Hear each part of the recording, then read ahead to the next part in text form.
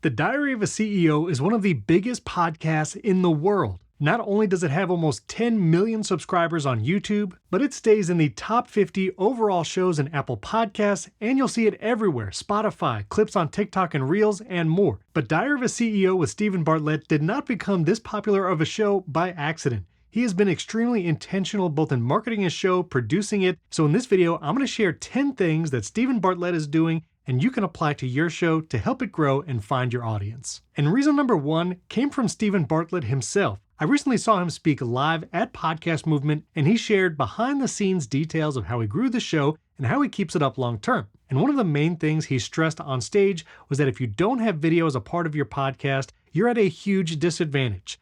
What's changed in the industry? I think podcasts, if you're not videoing a podcast, you're really at a huge competitive disadvantage. It's not impossible to grow with an audio-only show, but when you have video, not only can you be on platforms like YouTube with engaging content, you can have compelling trailers for your episodes with that video, you can use that full video episode on Spotify as well, and share engaging clips on multiple platforms like Instagram and TikTok. So if you are specifically looking to grow your show, gain more audience and more views and listens, having video is a key element. Number 2, if you're trying to grow a show, you need to be everywhere. Now, I just mentioned some of the platforms that Diary of a CEO is on, but basically you will see clips of his show anywhere you go. That even includes on LinkedIn. Steven Bartlett, the host and founder of Diary of a CEO, is here sharing clips of his podcast with text content here on LinkedIn as well. In order for your show to be discovered, it needs to be discoverable anywhere. That's another advantage of having video, is because you can have those clips here on Spotify as well.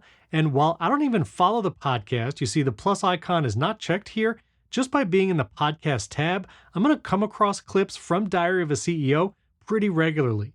And then I'm just a tap away from playing that entire episode and following the show just by tapping that plus icon. Now, you can just have audio-only content here in Spotify, and you might see a clip played like it is here, but this is going to be less engaging than having this kind of video clip with a custom thumbnail, seeing people on screen, and I can easily tap in and see more video episodes right here. And as you can see, not only is he everywhere, he is posting regularly. And remember, even if someone doesn't follow your accounts on something like TikTok or Instagram Reels, your clips can show up in their feed just by the nature of the algorithm, and if your content is engaging and valuable, it will find an audience. Number 3, and this came from Steven Bartlett himself at Podcast Movement, but titles for your episode make a huge difference. Historically, podcasters have thought of titles just by being funny or kind of being inside jokes, but when you're trying to find your audience, having your titles be attractive and clickable, curiosity-driving, that's going to make a big difference in your viewership. And you'll see some of the episodes he has on his podcast will have hundreds of thousands of views, while others have millions. That has a lot to do with the title, sometimes the guest, but the packaging of the episode overall. And remember, that same title methodology carries over to audio-only shows and other apps. Here in Spotify, if someone came across an episode in their feed, or in the Browse tab like I did, if someone's here in Spotify scrolling and they come across an episode, the episode title is going to be the first thing they see, not your show name. So making your title interesting, curiosity-driving, and effective is a big deal. So while the title is very important to your episodes, so is the overall packaging. That includes the thumbnail, and you'll see Steven Bartlett keeps his thumbnails pretty consistent. That also means people will recognize the brand on the YouTube homepage, but packaging also has to do with those first few seconds of a video. If I click into this video, retention drops immediately after the first 10 to 30 seconds. So making that first 30 seconds a trailer, basically for the rest of the episode, is a big deal. Don't start with small talk or kind of warming up conversation. Give people a reason to stay tuned right away. Let's take a look at the first 10 seconds of this episode on YouTube.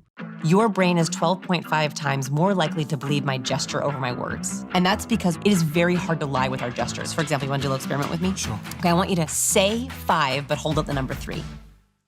5. Hard, right? Yeah. Makes you want to watch, right? That's why packaging is so important, from title to the thumbnail and the first 30 seconds of your podcast. That goes for video and audio only. Think about, even if you have an audio-only show, when someone clicks play on that episode, what's the first thing they hear? Do they feel like they're getting value immediately from clicking play? Or do they have to wait minutes and minutes for the actual content, and do they regret following?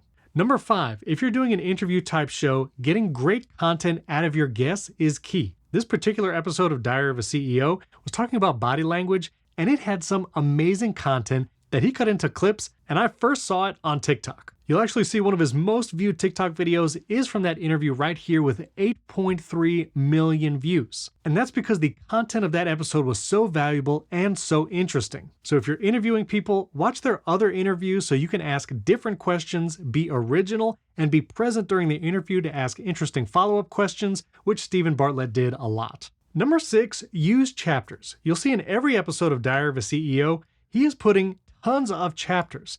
Now, not only does that allow people to jump to what they're interested in, but he can use those chapters across all the platforms. Here I am in Spotify, and you'll see all the same chapters and timestamps here, but chapters also give you another place to showcase what your show is about and what topics you're covering. It also helps with SEO. You see, I've searched here on Google for MacBook Air Primary Tech, which is the name of my podcast. But when you see video show up, which if your podcast is on YouTube and it has video, it's more likely to show up here. You'll see key moments in the video, and these chapters will be readily visible to those searching for this content. Sometimes just the chapter alone is a search result. And this is also a reason why the titles of your episodes are so important, because sometimes search engines will bring just a single episode as a search result, and if someone clicks it, that means they're just one click away from listening or watching your podcast. Number 7, having high quality video and audio helps people want to watch more and longer. Obviously, it has a high production value, and having a huge budget for a setup isn't for everyone. But that's why I use Riverside to record my video podcast every week. This is what the show looks like, recorded and exported directly from Riverside and then uploaded to YouTube. And the magic here is Riverside records video and audio locally on you and your co-host or guest computer, uploads that to Riverside, and then here in my Riverside account, I can download those files or edit them right here in Riverside. And editing in Riverside is as easy as editing a text document. I can just select words or phrases, click the trash can, and I've edited my video and audio. Plus, Riverside has some AI tools to make editing way faster.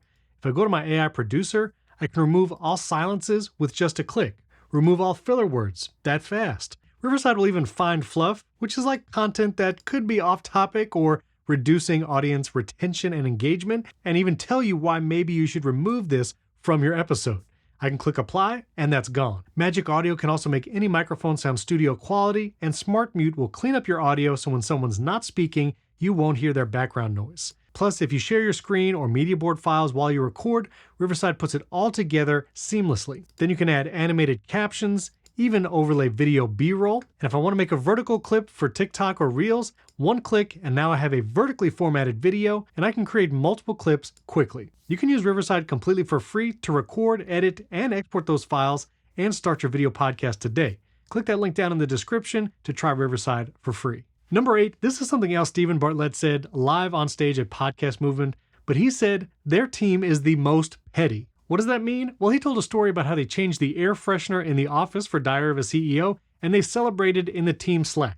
Now, that might seem like a small thing, but that kind of camaraderie and motivation and majoring on the details and the minors is how you get a high-quality show that reaches millions of people. And while you may not have a full production team, neither do I, I'm a solo creator, you can still focus on the details, things like those chapters, custom chapter artwork. I make custom artwork for every episode, so when this episode shows up in people's feed, it's visually attractive. You can focus on the details too, even as a solo creator. If you want to see my entire process of how I record a video podcast all the way to publishing in just a couple hours, check out my behind the scenes video here where I show you the entire process, like literally everything. Number 9, engage with your community. In addition to posting his videos and clips, you'll see he's also using the community post feature to post about new episodes and start driving conversation. You can do that here on YouTube and then engage in the comment section when you share clips on TikTok, Instagram Reels, and more. Engage with your community there. Here's one of his clips on Instagram. Again, a ton of comments. And you can start driving that community engagement as well. We actually created a private community for our podcast. You can go to social.primarytech.fm to see it, but we have over 200 people as a part of this community, and we're not a huge show, but this gives people a place to go to talk to each other. Your audience members can find other people listening and watching the show, interact with them, and this is outside of any social media algorithm because it's a private community. So engage with your community, both in the comments on YouTube, Spotify, elsewhere, and in private communities that you curate. And finally, number 10, and this is the key to podcasting, creating a YouTube channel, and growing your audience, staying consistent. And it's like flat consistency, and it turns into like the Burj Khalifa of the graph. It's the most incredible thing I've seen. But that's the power of compounding consistency. being consistent, posting content and episodes regularly is key. You'll see his full-length episodes, we're talking about days in between these episodes. He is posting very often. Now you need to find the schedule that's right for you. As a solo creator, I can't post full episodes every few days, so I do 1 episode a week. But I make sure we're posting every single week. You'll see this was last week, the week before that. We don't miss an episode. 1 episode a week, plus sharing the short form videos every day that we don't have a full episode publishing is key to staying consistent and keeping that content train going. And again, the only way I can stay consistent and produce that much content as a solo creator is using Riverside. Not only do I edit my full episodes quickly because of those AI tools, but creating those short form magic clips, I can literally generate them with a single click right here. Choose the length, who to focus on, and even type in what topic I would like these magic clips to be about. And when I click generate, I get a bunch of vertical clips that then I can share on Instagram Reels, TikTok, YouTube Shorts, LinkedIn, Threads, all the social media platforms. And you can even create multiple 8 to 10 minute videos if you have an hour-long plus podcast or more. Plus with Riverside, you can generate show notes using AI, and right after you record, you have keywords to use in your YouTube tags, a summary, takeaways, this would be great for social media posts, sound bites, and those chapters I was sharing before, Riverside actually generates those automatically for you as well. So now I can copy this, put it in my YouTube description, podcast host, and I have my chapters already done for me. Riverside helps multiply my efforts and is basically like hiring an editor, but it's using the amazing AI tools and features all built into Riverside.